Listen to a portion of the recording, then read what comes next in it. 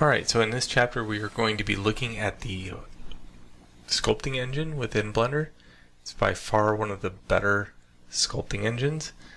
One of the downfalls, however, is it only goes up to a few million polys, okay? So if you want to get any higher, you definitely have to have Zbrush. This is a good gateway drug for Zbrush. If you like it and you think you're going to use it all the time, Zbrush is definitely worth the money, but I would start out with this. It will teach you how to use Zbrush better, and it's free. So stick with this as long as you can. Bear with it, get good at it, and then you'll be alright with Zbrush. Now, sculpting things, like let's say I was to go to make an alien, okay?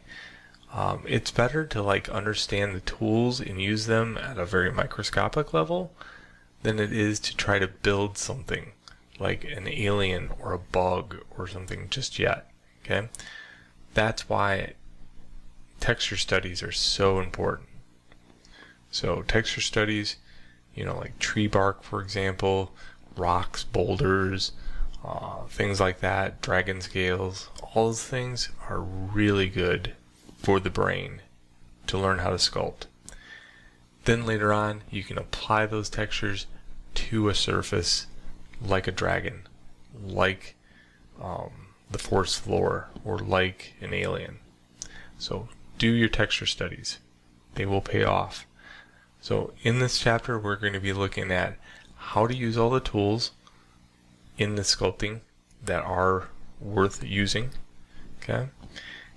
And then we go on to how to decimate a surface so we can keep all the details onto a lower res surface. Then finally, in the assignment, you guys are going to be working with texture studies. Alright, so I hope you enjoyed the chapter. Have a good one.